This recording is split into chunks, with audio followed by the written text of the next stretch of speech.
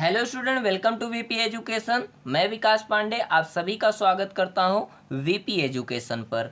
तो बच्चों, हम इस वीडियो में कवर करने वाले हैं चैप्टर नंबर 6 से एक्सरसाइज नंबर 6.4। ठीक है, हम क्या कवर कर रहे हैं? एक्सरसाइज नंबर 6.4 क्लास 6 के मैथ से हम चैप्टर नंबर 6 से 6.4 एक्सरसाइज को कवर कर रहे हैं। अब इस वीडियो में हम क्वेश्चन नंबर 4 से सारे क्वेश्चन को विथ सॉल्यूशन देखने वाले हैं। ओके स्टूडेंट, तो चलिए स्टार्ट करते हैं। क्वेश्चन नंबर 4 यहाँ पे आपका दिया गया है, arrange the following fraction in ascending order of their values. ठीक है, आपको क्या करना है, यहाँ पे जो भी फ्रैक्शंस दिए गए हैं 3/4, 5/6, 23/24, इन सभी फ्रैक्शन को क्या करना है, असेंडिंग ऑर्डर में राइट करना है। किस ऑर्डर में राइट करना है? असेंडिंग ऑर्डर में राइट करना है। चलिए समझ लेते हैं। सबसे पहले अगर जो भी फ्रैक्शंस हमको दिए गए होते हैं, अगर उनका डिनोमिनेटर किसे कहते हैं, आई होप आप सबको पता है, यानी जो डाउन साइड के नंबर होते हैं उन्हीं को कहा जाता है डिनोमिनेटर। अपान के जो नीचे लिखा होता है, ठीक है, यानी 4, 6, 24 ये सब क्या है, इसके डिनोमिनेटर हैं। तो असेंडिंग ऑर्डर करते समय अगर दिए गए फ्रैक्शन का डिनोमिनेटर एक जैसा होता है, मीन्स कॉमन होता है, सारे के सारे डिनोमिनेटर एक ही नंबर्स के साथ लिखे गए हैं, मतलब यहाँ भी 4 होना चाहिए, यहाँ भी 4, यहाँ भी 4, तो इनका हमको असेंडिंग ऑर्डर करता, तब जाकर के इनका जो है असेंडिंग ऑर्डर करना बहुत ही इजी हो जाता है। ठीक है, अगर हमारा डिनोमिनेटर कॉमन होता है तब। लेकिन इसमें आप देख सकते हैं कि डिनोमिनेटर तो कॉमन है नहीं। तो जब आप ऐसा देखेंगे क्वेश्चन में कि हमको करना है असेंडिंग ऑर्डर और इनके डिनोमिनेटर कॉमन नहीं है, एक जैसे नहीं है, तो हमको क्या करना है, इनके डिनोमिनेटर को कॉमन बनाने के लिए, एक जैसा बनाने के लिए सबसे पहले इन डिनोमिनेटर्स का एलसीएम फाइंड करना पड़ेगा। क्या करना पड़ेगा? लोएस्ट कॉमन मल्टीपल फाइंड करना है आपको। ओके स्टूडेंट, तो नंबर है हमारे पास 4, 6, 24। आपको यहाँ पे क्या करना है, इनका एलसीएम फाइंड करेंगे। एलसीएम फाइंड करना तो सारे बच्चों को आता होगा। तो 4, 6, 24 इनका हमको क्या करना है, सबसे पहले एलसीएम फाइंड करना। ओके स्टूडेंट, तो जब हम इनका एलसीएम फाइंड करेंगे, देखिए यहाँ पे दिया गया है, अगर आपको एलसीएम नहीं आता है तो आपके लिए एक नई वीडियो आएगी एलसीएम फाइंड करना, और उसमें आप अच्छे से कवर करेंगे। ठीक है, तो यहाँ पे देखिए एलसीएम फाइंड किया गया है, आप देख सकते हैं कि किस तरीके से एलसीएम फाइंड किया गया है।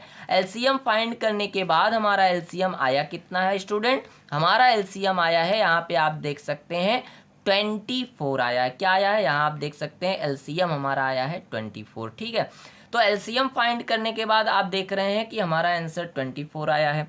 अब क्या करना है, अब यहीं पे आपको सारी चीज़ें अच्छे से समझनी है। ठीक है, तो जो हमारा एलसीएम आएगा उसी को हमको क्या करना है, डिनोमिनेटर बनाना है, क्योंकि सबका डिनोमिनेटर एक जैसा होगा तब जाकर के हम असेंडिंग ऑर्डर को कवर कर पाएंगे। ठीक है, तो चलिए आइए देखते हैं कि सबका डिनोमिनेटर हम एक जैसा कैसे करेंगे। ठीक है, तो चलिए एलसीएम हमने फाइंड कर लिया, एलसीएम आया है हमारा 24। चलिए आइए देखते हैं कि सबका डिनोमिनेटर एक जैसा कैसे होगा। ओके, तो चलिए स्टार्ट करते हैं। हमारा फर्स्ट फ्रैक्शन था 3/4। ठीक है, तो हमको आपको क्या करना है, 3/4 को राइट कर लेना है। 3/4 राइट हो गया।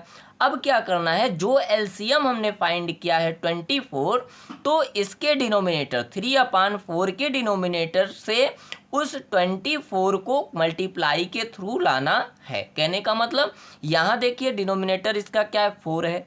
क्या है इसका डिनोमिनेटर, 4 है। तो यानी हम 4 का टेबल इतनी टाइम्स कर दें कि जो हमारा एलसीएम है वह उसके बराबर आ जाए। ठीक है, तो अगर हम 4 का टेबल 6 टाइम कर दें तो 24 आ जाएगा, क्योंकि 4 6 क्या होता है, 24 आता है। यही आपको समझना। ठीक है, जो एलसीएम हम लाएंगे उस एलसीएम को फ्रैक्शन के डिनोमिनेटर से मल्टीप्लाई कराना है इतनी टाइम्स कि 24 आ जाए। तो 4 का टेबल 6 टाइम करेंगे तो 24 आ जाएगा। क्लियर हुआ? तो जितनी टाइम हम इनका मल्टीप्लिकेशन करके 24 को ला रहे हैं उतने ही टाइम्स हमको न्यूमरेटर में भी मल्टीप्लाई कराना है। क्लियर हुआ? तो 4 का टेबल 6 टाइम करके 24, इसलिए हम 3 का भी टेबल 6 टाइम करेंगे। जाएंगे। क्लियर हुआ बच्चों? तो यहाँ 3 इंटू 6 इक्वल क्या हो जाएगा 18, और यहाँ पे 4 इंटू 6 इक्वल 24 हमने अभी देख ही लिया। ठीक है, तो हमने फर्स्ट का फाइंड कर दिया 18/24। क्लियर हुआ? अभी सेम प्रोसेस आपको सेकंड वाले के साथ भी करना है। पहला हमने देख लिया, अब दूसरा देखिए, इसको भी आपको राइट करना है। फ्रैक्शन हमारा क्या था 5/6, तो आप राइट कर लीजिए 5/6। अब इसके 6 से यानी डिनोमिनेटर से हम इतनी टाइम टेबल करें कि 24 यानी वही एलसीएम का नंबर आ जाए। तो अगर हम 6 का टेबल हम अगर 4 टाइम कर दें तो 24 हो जाएगा। तो यानी 6 का टेबल 4 टाइम 24 आ गया। ठीक है, तो अभी हमने कहा जितनी टाइम हम डिनोमिनेटर में मल्टीप्लाई कराएंगे एलसीएम लाने के लिए, उतनी ही टाइम्स हमको न्यूमरेटर में भी मल्टीप्लाई कराना है। तो 4 नीचे कराए थे तो 4 ऊपर भी कराएंगे। तो 5 into 4 equal 20, 6 into 4 equal 24। Clear हुआ? तो समझ में आ रहा है ना? तो चलिए आगे देखते हैं। आगे आपको सेम प्रोसेस वही करना था। यहाँ पे आप देख सकते हैं थर्ड वाले फ्रैक्शन का क्या नंबर है 23/24। तो हम राइट कर लेंगे 23/24। ओके स्टूडेंट, अब 24 का टेबल इतनी टाइम कि हमारा एलसीएम क्या आ जाए, एलसीएम वाला नंबर आ जाए। ठीक है, 24 का टेबल इतनी टाइम कि एलसीएम वाला नंबर आ जाए। तो 24 ऑलरेडी यहाँ 24 है, तो कैसे आएगा 1 टाइम टेबल करके 24 1 जा 24। तो हमने कितनी टाइम टेबल्स रीड किया 1 टाइम किया, तो 1 से आपको ऊपर भी मल्टीप्लाई कराना होगा।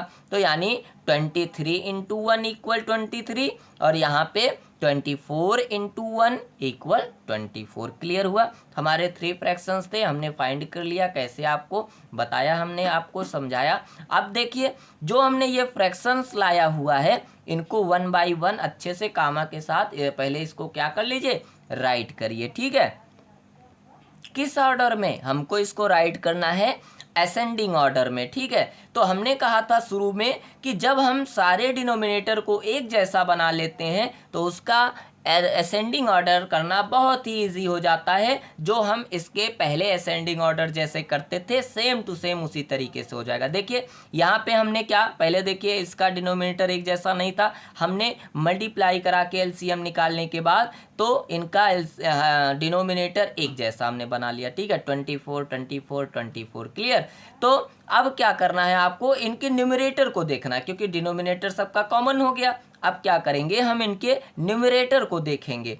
जो न्यूमरेटर सबसे छोटा वह फ्रैक्शन भी सबसे छोटा, क्योंकि असेंडिंग का रूल आप जानते हैं स्मॉल टू बिग करना होता है। ठीक है, छोटे से बड़े की तरफ। तो सबसे छोटा फ्रैक्शन पहले लिखेंगे, उससे बड़ा उसके बाद में, सबसे बड़ा लास्ट में। ठीक है, तो यहाँ देखिए इसका न्यूमरेटर 18 है, यहाँ 20 है, यहाँ 23 है। बताइए सबसे छोटा कौन, 18 है।